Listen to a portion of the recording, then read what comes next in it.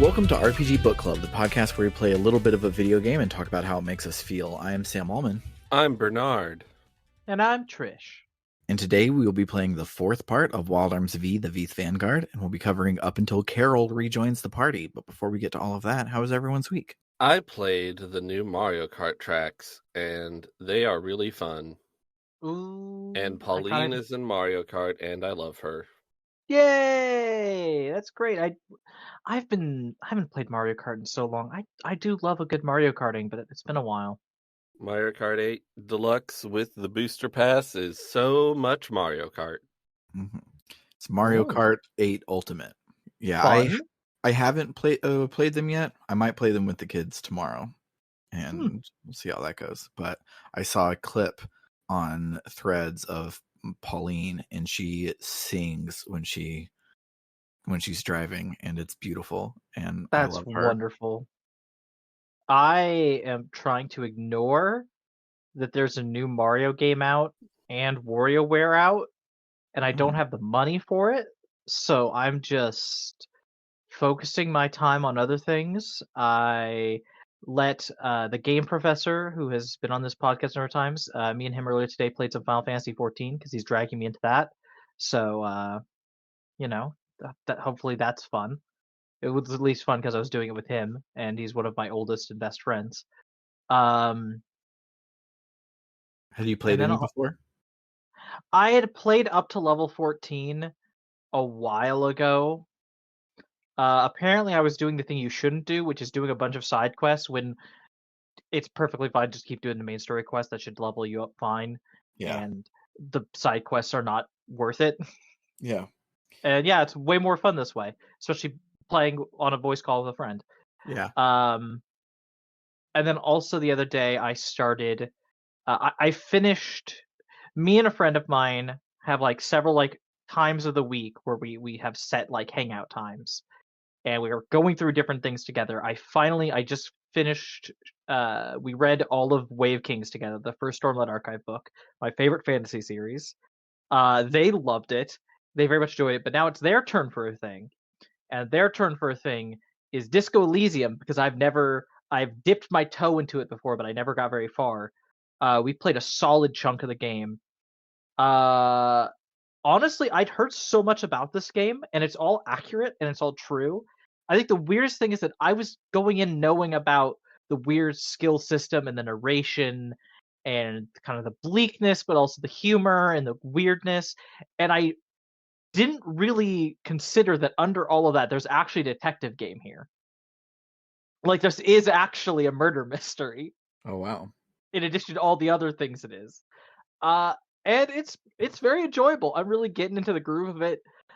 It's also just really fun, the idea of playing, literally textually playing a character who has as much memory, and I know this is far from the first video game that's done this. The famous one that inspired it was Planescape Torment. Mm-hmm. Playing a character who has as little idea about them as you do, and learning things about what your character used to do or has done, and just being like, I'm sorry. Yeah, that's really bad. Yeah, I don't know what I can say about that except I'm very sorry that happened. I don't think there's any way I could ever make that up to you, but yeah, apologies. But yeah, that's been a fun time. That's that, and looming possibility of actually having to work on dental insurance stuff and go to a dentist for the first time in a couple of years, because really bad toothache. I really hope it's nothing too serious. I have very sensitive teeth, and dentist visits are nightmares for me. Yeah. I wish you the best, because I had a bad toothache and I was like, oh man, I hope it's nothing. And then part of my tooth fell out and I had to go get all 4 wisdom teeth pulled out and financially wreck myself. So I'm hoping that you have better. I've done that before. I've done that exact thing before. It sucked. I'm already down 1 tooth. I hope I'm not down another tooth. I mean, then I'll be symmetrical again, but like, not great. How are you doing, Sam? I am doing wonderful. So, around last week-ish, Storm asked if he could watch Digimon, and I said, of course, because I'm a freak. And then he sat and watched like 38 episodes in that first weekend. Like he was just sitting on the couch in my room, just like eyes locked, did not move for like 10 hours a day, just watching Digimon, and it was awesome. And then throughout the week he would come and like get in bed with me, and then my alarm would go off. We would watch like an episode or two in the morning, watch one like in the evening, and he has now finished all of Digimon season 1 in just about a week, and he loves it. And so I was like, awesome, great. Digimon season 2, let's do this. It's my favorite one. I couldn't even get him to look at the goddamn screen. It's so frustrating. Oh, I'm But so sorry. yeah. God, Digimon Adventure has so much wild stuff that you look back on like, how did I get through that as a kid? Mhm. How the emotional wrecking Yeah. points in that series are pretty sharp. Yeah.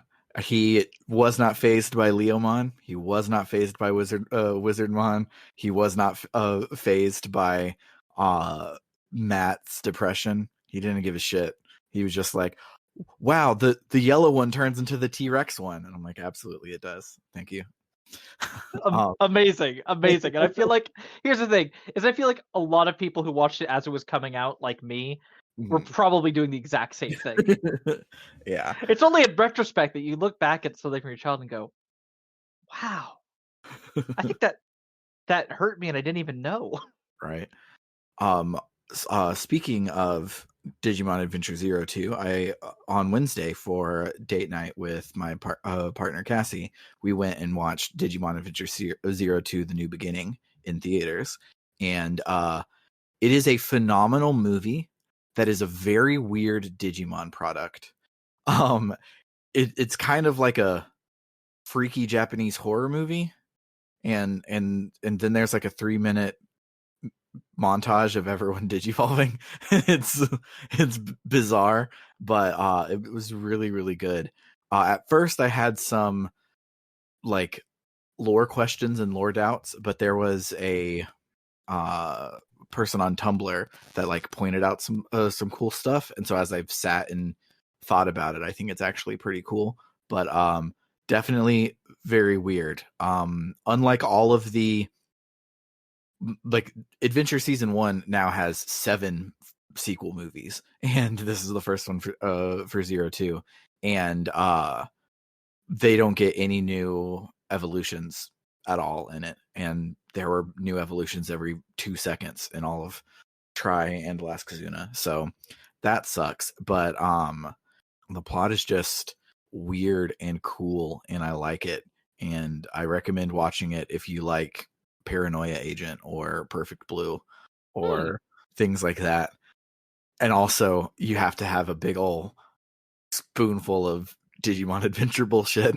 It is very, very specifically for the sorts of people that were like, oh, the guy that made Digimon Tamers did Serial Experiment Lane. I'm going to go check that out. Those people are I who the see. movie I is see. for. Yeah. So us.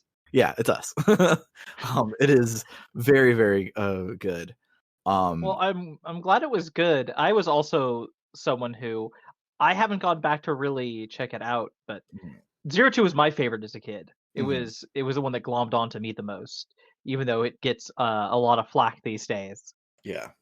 And it baffles me there were no new evolutions, especially considering the whole thing with the armor digivolving with the digi eggs Mm-hmm. was that they made armor digivolving digivolutions for each combination of digi egg and one of the partners, and then they only ever used 2, like the ones they normally had in the actual show, and it's like, movie, that was prime real estate. You could Yeah. have done something with any of that.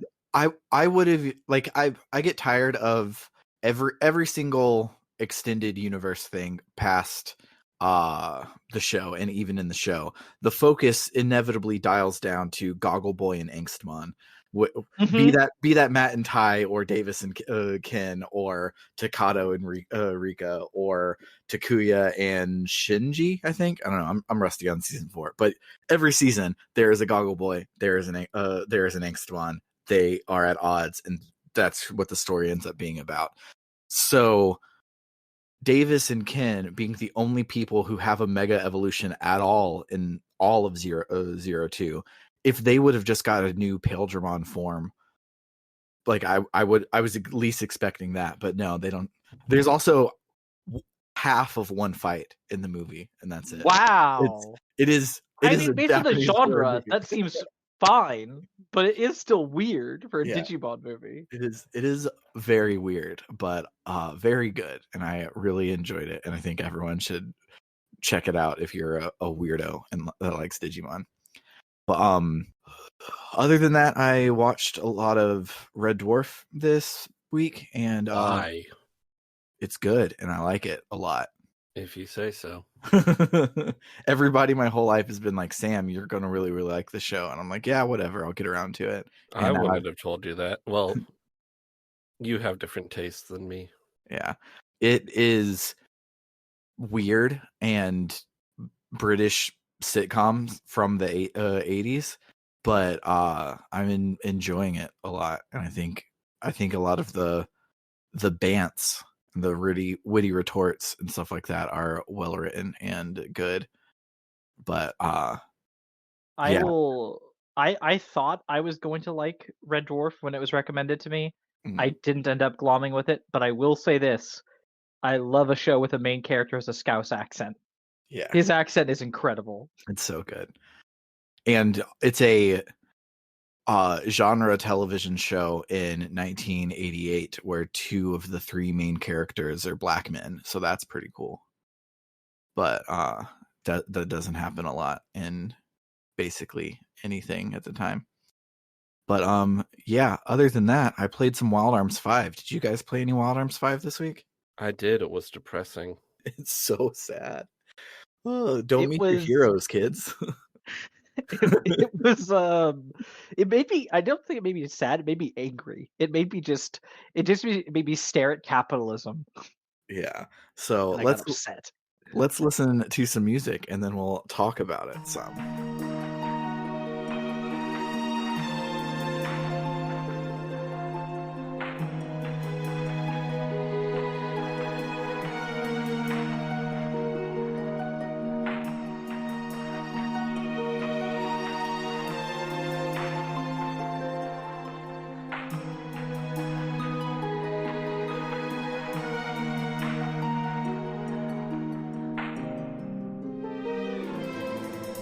Alright, so when we last left our heroes, they had made it to the Golem Hunters Guild, and as initiation, they had to go out and do a quest for them, get rid of some monsters that had taken up residence in the town of Mythismere, just a little ways up the road.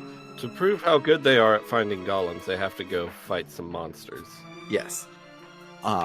Seems simple enough. Surely this will just be a one and done, nothing depressing. Go fight some monsters, come back, get our license, and all will be happily ever after. So we head out to the town, and when we get there, it's a slum. It looks like a ghost town, and they don't even see any people around. It is just empty, and all the doors are boarded up. Greg says that most vibrant, flourishing societies have dark sides like this. The people who come to Lila Bell with big dreams don't always have their dreams come true. In fact, there aren't many humans in Lila Bell that live well, and so this slum is where they send their children to live. Avril says that this society must be like a competition with winners and losers, and it's the losers that end up here. And Rebecca says, well, then why don't we get rid of the competition?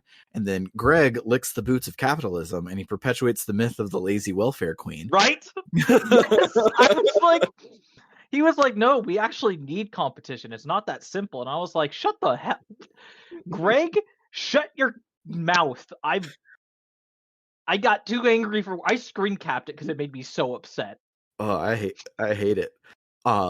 Thankfully, I think the game agrees with us because Dean is like, something about that seems wrong. And I think that we're forgetting an important step. Anyways, let's go be heroes. Avril says that Dean is naive but kind, but she loves that about him and wants to, and she believes what he says because he's so kind and naive. Rebecca is normal about this. She then literally scrawls in her diary about how Avril used the word love, and then the party goes to explore the rest of the town, which gives you dungeon controls, so you know this is not going to go well. The dungeon itself is pretty cool. The controls for lowering the bridges is finicky, and I hate it. It should just be a button press, but instead it's a Mario Party stick twirl.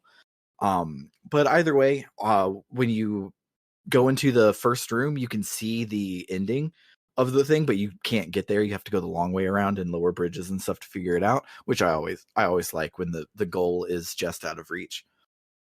And what's really cool about this dungeon is the soul crystal is in the first non-critical path door, so you get to do this whole dungeon without random encounters if you want to, and that's great.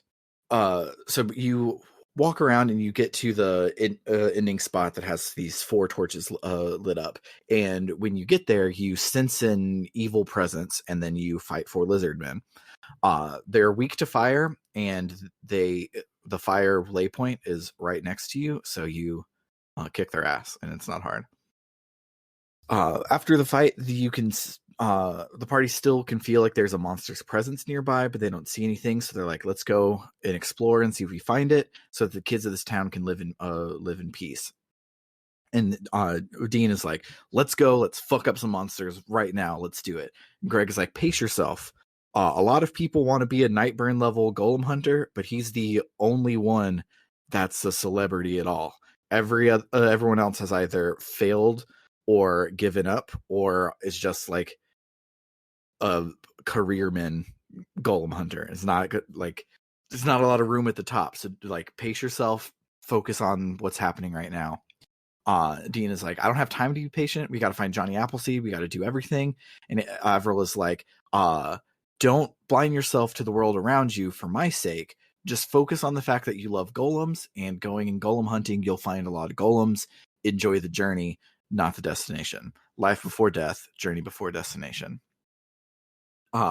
Dean says, thanks, Avril, and Rebecca is normal about it again. A little bit later, Greg says that he noticed something the whole time that he's been dealing with the Varuni. And he says that Varuni society and human society are completely separate. No humans rub elbows with Varuni, and vice versa. Dean says, well, doesn't the Golem Hunters Guild bring people together? Nightburn talks to the Varuni as an equal, so even if there is a wall between the societies, there must be a path over it. Greg asks Dean what he's going to do if he makes it over that wall, and Dean's like, I don't know, but I can't just sit around. I only know how to JRPG hero, and I have to do something. Then weirdly, you have to backtrack to the last boss room. Like you have to. Both bosses are in the exact same like trigger zone. It's kind of weird, but the dungeon itself loops on itself a lot, so you'll probably accidentally come to it anyways. But it was a weird choice. The second boss is much harder, and because he reflects physical attacks, including crush. And I had soldier mediums on 3 out of 4 of my party members. So this fight was basically everyone stand near Avril, soak up damage, and make sure she doesn't die, because she's the only one that can do any damage. The good thing, at least, is that I forget what they're called, because everything in this game has a weird random noun attached to it for the name of the mechanic. But the duo attacks, even the physical ones, do damage to it. So that's how I was able to actually do some damage. It turns out that teamwork does indeed make the dream work. But yeah, I didn't realize that the joint attacks, I forget what they're called as well, but I didn't realize that those helped, so I just had Avril doing everything. She's really good at it, so it wasn't like it was hard, but it was just I was not prepared for that fight. After the fight, the group is excited. They've completed the trial, and Dean can finally be a golem hunter, and he can start scaling the wall from human to Varuni. Scale that wall. Rebecca says that since Dean has his thing now. Maybe she'll just go back to Capo Bronco. The circus is dead and gone, and surely they'll find Johnny Appleseed nowish and not in the 30 plus hours of JRPG we have left. So she doesn't have any reason to really be traveling away from home. Dean is like, don't give up. You've put so much practice into your acrobatic shooting. And she's like, well, what's the point if the circus is gone? Greg and Avril finally are like, can you please explain what the fuck acrobatic shooting is? So she obliges and has a lengthy cutscene of her juggling a can in the air with her bullets. She like jumps left and right and flips her guns, does a bunch of bullet tricks like bouncing the bullet off of a pipe to hit the can. It's pretty cool. I was impressed. Afterward, some of the kids from the town come out for the first time and they're like, whoa, that shit was motherfucking awesome or whatever. The older girl, a girl named Pastel, says that they were watching from the window because this town has monsters everywhere. So they normally just hide inside, but they had to come out and see her because it was so cool. Rebecca's like, if it's so dangerous, why don't you go live in Lila Bell? And Pastel says that to live in Lila Bell, humans are subject to forced labor camps, even the children. So the children stay in this town because it's a better life than being forced to work, while their parents, if they even have any, are working in Lila Bell. The young boys of the group say, Rebecca, can you do the flippy shit one more time? But Rebecca's like, well, we got to get going. Got to go back to the guild, but I'll come back and do it another day. As they leave, Dean is like, see, you don't need no stinking circus. People love your act, even without the circus. Rebecca then scrawls, Senpai noticed me in her diary and says that she'll stay with the party, and we return to Lila Bell. The whole time, I'm like, him?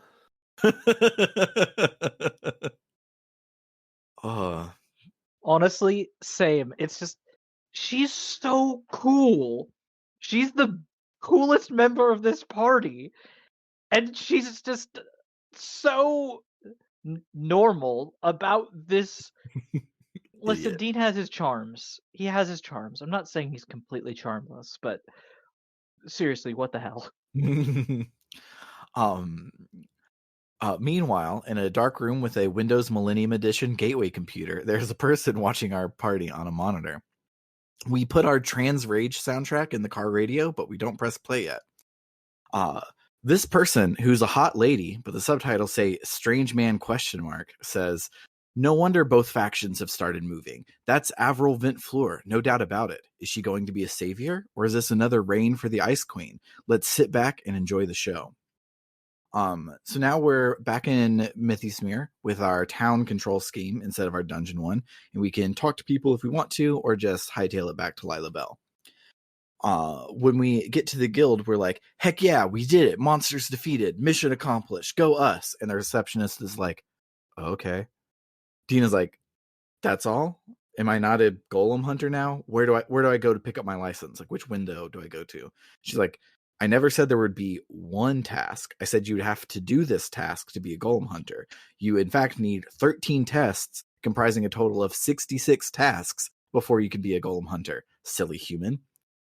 Dean is like, that's dumb, but what's my next task? And she's like, sorry, suddenly there's world peace, so there's no tasks available. But if you accomplish something cool, there's a form you can fill out to make it count as some of your tasks. So leave me alone, go do something cool, and then come back. I'm going on break. Then the person that we saw earlier glams into the room and introduces themselves as Duogrammaton, journalist, TV host, and content creator, but we can call them Duo for short.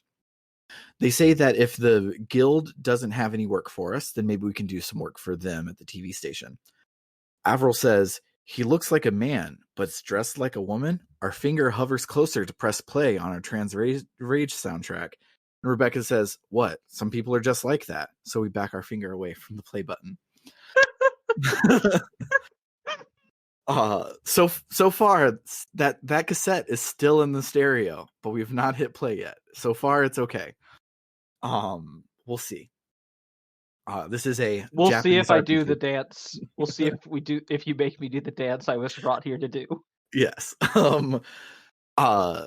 Duo says that they were filming a documentary in Mythismere and saw our party at work and thought that we would be a great fit for the TV show that they host. They were especially impressed by Rebecca's acrobatic shooting and thinks that she'll be a star in no time and she should come see them at the TV studio. Dean and Rebecca are like, oh my God, we're going to be on TV. And Greg is like, Duo is a Varuni, and the oppressed children next door just told us that the Varuni and Lila Bell put humans like us into work camps. So maybe we shouldn't be excited and just run to the studio. So the gang is excited and they run to the TV studio. Avril is like, hey, again, remember the work camp thing? Don't you think this is probably a trap? But Dean and Rebecca are foaming at the mouth, chanting TV, TV, TV. So we head inside anyways. Once we're inside, it was a trap. This is forced labor for the entertainment of the oppressor class. Damn it. How could we have known? It's almost like a bunch of children told us that was exactly what was happening, and we just completely ignored them, all except Avril, who was actually listening. Yes. So the gang walks onto the set of Brutal Deathmatch, and they're faced with a bunch of challenges. 2 boss fights back to back, and then 3 mini games and another boss fight. Duo shows up after our last boss fight, and our party is like, you said this was going to be a TV show. And Duo says, this is a TV show. And then he turns to the camera and is like, I hope everyone enjoyed this evening's edition of Brutal Deathmatch, but don't touch that dial. Coming up, these humans will show us their one weird trick. And the party is like, bro, you tricked us. And Duo's like, I didn't lie. I just didn't tell you what was going on. You were on TV as the star of this episode. Our party is like, but what if we died? And Duo's like, why would I give a shit if a human died? You wanted to be on TV. You came here willingly. You never said, I don't want to fight. You just fought for your life like a loser. If you died, that's on you. Listen, before he even had to say it, I was going to the situation being like, listen, guys, he didn't lie to you. This was exactly what Duo said it would be. You just didn't listen. At that moment, Persephone, the hot Varuni lady from all of the cutaways, shows up, and she apologizes for Duo's behavior. Greg asks how she could put on a show like this. She goes, easily. People love watching humans fight monsters, and as a bonus, the humans almost always lose, so it's great watching humans die on television. But it's okay, I have a human friend, and he says that this isn't barbaric, so it's chill. Oh, right! The classic I have a human friend excuse. Mm-hmm. Dean says, who would do something like that? And then in bursts Nightburn, who shouts resoundingly, me! I would do something like that. Nightburn apologizes for Persephone's shitty apology, and he says that our episode was awesome, and us winning the fight is going to lend strength and encouragement to the humans that are watching, and hopefully they'll come and join the Golem Hunters Guild. And if they don't want to be in the guild, I mean, maybe I have a labor camp that they can work in, and maybe we'll sign up for that too. But whatever, it's okay. Humanity will have a brighter tomorrow now. Persephone notices Avril, and she's like, what are you doing here? And Avril's like, who, me? And then Persephone quickly recovers and is like, oh, sorry, I thought you were someone else. Never mind. Hey, Redhead, don't you have a trick you should show us? Rebecca does her thing again, but Persephone isn't impressed. She's like, you can see this stuff all the time at the circus. And like, but you disbanded the circus, dear Liza. So now isn't it like an exclusive that can just be for our show since the circus is dead? But Persephone is like, it's still just a copycat of an old act. Learn something else. Nightburn is like, well, we have to finish the show, so I have an idea. Hey, you, dumbass with the blue hair, 1v1 me, bro. And Dina's like, okay, I guess. So then we have a fake boss fight with Nightburn, and we get our shit stomped because he has over 2,000 attack, and we barely have 300 if we're lucky and over-leveled right now. So after the fight, Persephone is like, pathetic, but I mean, at least it was content. So since you survived, what would you like for your paycheck? We normally murder the humans on our show, so we don't really have like a payroll department. So just tell me what you want, and I'll pay you something. This whole scene just had the air of just like Oh, just a rich person like, I don't know what is valuable. Just say something and I'll get it. It doesn't matter. It truly, there's nothing you could name that would matter to me. So just name whatever you want. Our party is like, we have shitloads of Gela, so we don't really need anything. So I guess we'll figure it out and get back to you. Outside of the TV station, we're trying to decide what we should ask for when the boys from Mythismere show up. They ask Rebecca to come and do the pew pew dance in Mythismere again because Pastel has fallen ill. She loved the ka-chow ka-chow flip that she did before, so it'll probably cheer her up and make her feel a little better. I was at this point. Do you have to run all the way back to Mythismere? There is so much. There's so the much party going back goes and so forth. much back and forth, and I was so scared I was going to have to. Every time they were like, "Oh, we got to go back to Lila Bell, or we got to go back to Mythismere," I was so scared I was going to have to go through the world map again. But yeah, this is the last one that we have to do. All of the ones after this are a camera cut. So yeah, for the third time we run all the way across this portion of the world map, and when we get there, Pastel is non-responsive. She's laid out with a fever and she's just mumbling things about Rebecca's performance. Greg recognizes her symptoms as Zopt syndrome, which is typically fatal because they don't know what causes it, so they don't really know how to treat it. The best they can do is reduce the fever to make it suck less, which can sometimes help them survive it, but it's still really shitty. The kids say that they don't have any medicine in the town, and they haven't for a long time. The last time they did was when some Varuni drifter with a capital D came through. There was a disease spreading through town. They brought some medicine from Lila Bell to help us out.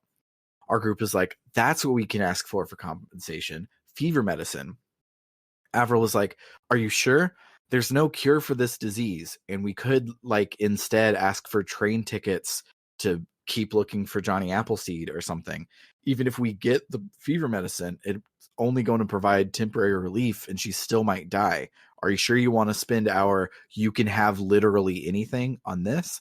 And Dean says, absolutely. Nothing is more important than saving Pastel's life. And even if this medicine doesn't work, we'll find something that does. We can do anything as long as we never give up. And everyone is like, makes sense when you say it like that. Let's go. Thankfully, the screen cuts and we're back in Lila Bell, and we ask Persephone for medicine for Zopt syndrome. Persephone is like, that doesn't exist. Sorry. And Dean is like, okay, then just some fever medicine. There's a child dying from Zopt syndrome and we want to help her out. Persephone is like, well, I mean, I have this medicine here, but... And Dean is like, we'll take it. No questions asked. We've already forgotten how blasé you are about killing humans. Surely this is fine. And they grab it and run off. Nightburn walks up and is like, bro, what the fuck? And Persephone is like, what? I gave them the medicine they asked for. Sure, it's Varuni medicine, and it'll probably kill a human who takes it, but it is technically fever medicine. Nightburn is like, I must say that TF system is pretty impressive. Even at only 10% power, it's already affecting weaker humans. Persephone says, I used to think that this was the only fair retribution for the death of my sister, but now... Nightburn is like, I will not ask any follow-up questions. Instead, I'll just reveal that my wish is to exterminate all of humanity. And then once I do that, I'll kill myself so that all of the humans will be dead. Ha ha ha ha ha ha ha. They're doing these anime bullshit cutaways and they're not even bothering to voice them anymore. I know.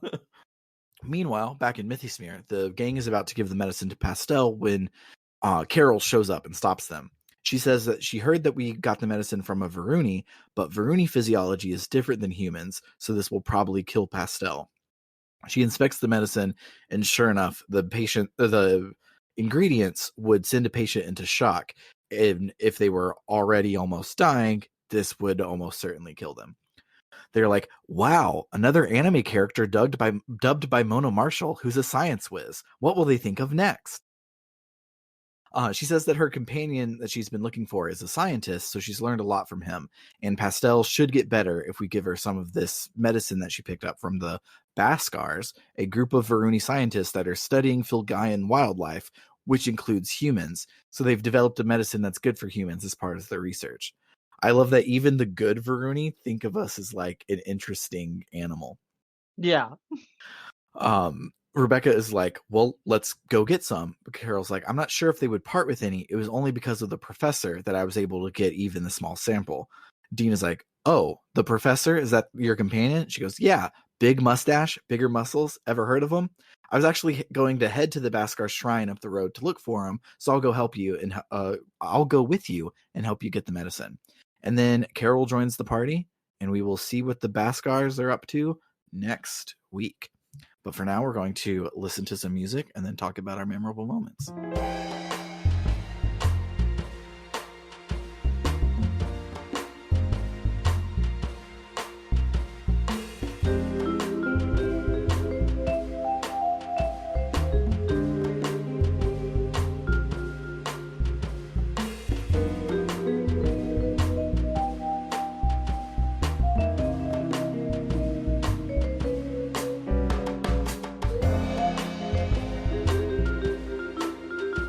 I absolutely love the part where they're about to go into the TV studio, and Avril's like, I just have a feeling that if we go in there, we won't be able to come back out freely.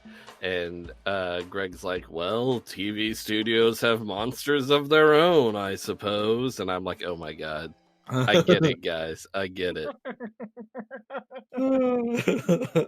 This God, I genuinely don't know where to start. I think I'm gonna start with I don't know if I love or hate the reveal about Nightburn. It feels a little obvious, but it also fits the metaphor they're doing pretty well. Mhm. And I'm also torn because I don't know if I want to get into how obviously he represents the, oh, well, he pulled himself up by his bootstraps sort of thing, when in fact he's just being used as the model for that by the ruling class, so everyone can keep trying and failing to reach that, killing themselves in the process, working themselves to death for the ruling class in the process. Mhm. I don't know if I want to dip into that, or if I just want to make a joke about him being Othar Tryggvason and Gentleman Adventurer, and just Mister, I'm gonna go off and I'm gonna make sure all the humans die, and then I'll kill myself last. Logic over here. Oh, like I knew after we started learning things about the Varuni last week, I knew that he was going to be a figurehead and all of that. I did not expect him to also want to kill every human as like a personal thing. I thought he was yeah. I thought he was going to be like caught up in the thing and not be like, oh no, y'all are playing into my hand because I want to help you kill every human. I was not prepared for that. Yeah, no, I mean, I was definitely leaning more towards expecting, oh, he's working for the bad guys, but doesn't, he's been tricked or whatever. He's well-meaning, but just caught up in the system. It's like, no, he came up with the idea for a TV show where humans fight monsters and die on TV. Yeah, There sure wasn't a lot of voice acting this week. there was There none. wasn't. There was not. It was like there's the gun, the shooting sequence. There was the cutaway to Duo. There was like one or two others, but it was pretty minor. Pretty minor amounts of voice acting, despite there being a lot of talking bits, a lot of teleporting between two places to keep talking to people. There are, of course, problems with queer-coded villains, but Duo's cool. Duo's so cool. Oh yeah, no, Duo's fun. I love Duo. Yeah, Also Persephone, I hate her outfit, but like, I don't know, she's kind of fun. I'm kind of interested in her. Yeah, I like Persephone a lot. She looks like a thrown away concept art for a Valkyrie profile character that they didn't go with, but I like her a lot. She looks like a character designed for there to be little anime statues of. Yes. Yes, 100%. But we haven't mentioned the coolest character this week. The coolest character is Well Cleaning Addict. It's a little boy in Mythismere who after you save the town, he's like, yay, the well survived. It's all in one piece. I'm so happy. Now I can get back to cleaning it. I've actually been cleaning it in secret up until now in the middle of the night. isn't it nice to have things nice and clean around you? For me, it's not enough just to keep my home spotless. I need an extra fix, you know? So I tried cleaning the well, and well, it was just a killer experience. That doesn't make me strange, does it? I did not talk to this person. They're a That tiny little rules. lad, and I love them. Speaking of characters, when Duo introduces themselves, I love that they say that they're a content creator in 2007, well before that became a thing. Oh yeah, no, I thought that was very funny too. Uh, In general, it's just the whole scene was very funny. Of like the protagonists come out of fighting a boss monster, the show, followed by a bunch of silly bullshit that didn't matter, mm. and are like, "What the hell was that? Why did you almost kill us?" And it's just like, because it was TV. It was content. What? It was good. Listen, that's gonna get great ratings. Do it for the Vine. Do it for the Vine, you guys. And just the energy of Nightbird coming in and just being like, "That's right, me, your idol, is I am directly responsible for the show that almost killed you." What? Did you not think that was cool? Here, let me beat the shit out of you on TV. I need to really rub it in your face that I'm an asshole. Except we use arms, so me beating you in a duel is just going to be me shooting you. Yes, But you'll be fine. but you'll be fine. He has that coat. Coat's good. Did he use the special move on you guys where he just unloads like an entire magazine directly to your face? It takes like it's like a 15-second attack animation of just him like just unloading all of the bullets. There is no Dean left. Oh, I love this game. It's a fun game. I really just we've talked about it. The soundtrack's just so good. The soundtrack is fantastic.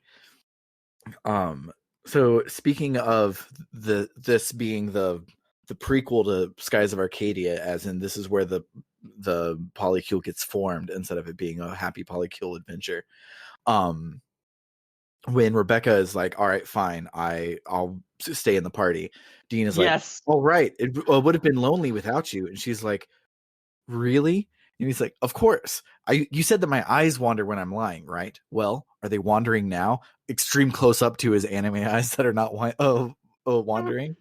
And she's like, no. She's like, see? And then Avril's like, I too would be lonely without you. So I'm glad you're staying with us. And Rebecca's like, thanks, Avril. And sorry. She's like, why are you apologizing? I don't know. It's just, Dean's like, are you crying, Rebecca? How come? What's wrong? She goes, I'm not crying. Don't look at me. I love it. I got a little annoyed at the because it feels a little bit more like they're going for a love triangle than throuple, but that moment with Avril won me over. Mm-hmm. I am a huge proponent of why have a love V when you could have a love triangle? Close the gap. Yes, exactly. And thruples. And so, yeah, I love it. The only cameo this week is the synthesis kid in Mythosmere who can combine your badges for you is Tim from Wild Arms 2. There's a synthesis. I thought I talked to everyone in Mythosmere. I didn't meet that kid. I didn't meet well cleaning kid. It unlocks when you when Carol joins the party. So basically right now, if you go and talk to kids in Mythosmere, they'll have a badge for you. Okay, cool. Yeah, he's not there. Because a lot of my badges suck, and I'd love to get rid of them. Me too. Like, I basically went and just bought 3 fighter badges for each character so that they would have high attack because none of the others are really cool. I tried to do like a interesting like counterattack build for Rebecca, which is awesome when it happens. One time this week I got a counterattack which triggered her once more attack, which triggered her once more attack, which criticaled, which is pretty cool. It wasn't her turn and she dealt like 3 times damage, which is pretty cool. But mostly it would just be nicer to win in one turn. Yeah, the fighter badge, if I recall correctly, is the one that's like plus 25 attack, minus 25 reflex, and I'm like, I don't even know what reflex does. So yeah, I'll go with that. Yeah, I think it's your dodge ability, but I don't care. It doesn't affect your defense, so you still can just tank the hit and it'll be fine. The badges all have a rank, so we had a bunch of C badges, and now we're starting to find B badges, and I don't know what they go up to, but I'm guessing that as we go higher and higher, they'll be better and better. So it'll be less of a waste, and also we'll keep leveling up and unlocking more badge slots too. So it won't be a auto include just fighter badge on every single one. But yeah. Anything else anyone wants to say about this portion besides the fact that it was really, really good? Yeah, I think that's it. Yeah. It's a short episode this week, but it keeps being like 10 to 12 pages of notes, but those 10 to 12 pages of notes don't accidentally make Maddie teach us about communism. So it's going much faster. I'm But sorry. Give me a couple weeks. I'll try to put together some content for you to stretch it out. But yeah, that will do it for the week. If you like what you heard, you can head on over to www.rpgbook.club, where any and all donations help us cover the cost of running the show and making it better and better. If you set up a recurring monthly donation, you'll also get some additional benefits. If you donate $1 more a month, you'll get access to our bonus feed, where this week me and Trish talk about Super Mario RPG, and that's a lot of fun. You can also access our polls to decide what game we play next on the main feed. If you donate $5 or more a month, we'll also shout out your name at the end of every episode, just like this. Shoutouts to Cerebral Wind, It's Clear Time, Frosthair, Dragon Slayer 19, Floris, Kaeldron, Freddy Rodriguez, Aaron524, and JFro Prime. And then finally, if you love us so much that you want to donate $20 or more a month, you also get to make me say a sentence of your choosing, to plug something, or just to make me say something. Shoutouts to El Tantavi, who wants you to check out critical-distance.com, an aggregator for games criticism and journalism. Shoutouts to William Taylor, who wants you to check out rpgamer.com, reviews for people like us by people like us. Shoutouts to Vimk, who wants to clarify that Legaia 2 for the PS2 is really good, but it's not as janky and therefore not as interesting as Legend of Legaia for PS1. So if you're only going to play one of them, play Legend of Legaia. But if you're going to play both, Legaia 2 is worth your time. And then shoutouts to Carr, who is a dentist. So he isn't plugging the website, but rather your own mouth. And he says to brush your teeth twice a day, most importantly, the time before you go to bed. For RPG Book Club, I have been Sam Allman. I'm Bernard. I'm going to kill all humans. And I'm Trish. I'm gonna kill all the space elves. Got their names already. In Minecraft.